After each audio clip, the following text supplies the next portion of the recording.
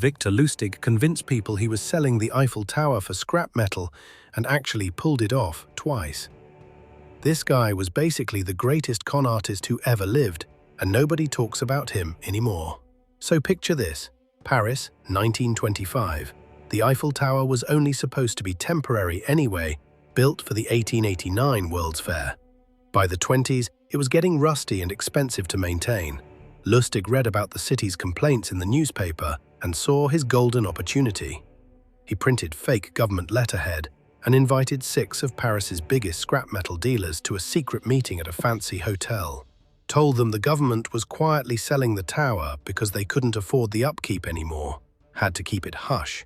Hush to avoid public outcry, you know. The dealers were eating out of his hand. He took them on a tour of the tower in a rented limousine, pointing out all the metal they'd be getting. One dealer, André Poisson, was practically drooling over the deal.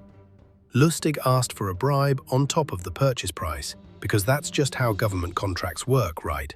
Poisson handed over a suitcase full of cash without hesitation.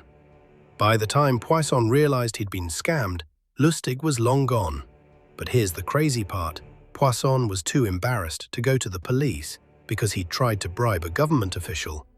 A month later, Lustig returned to Paris and pulled the exact same scam on different dealers.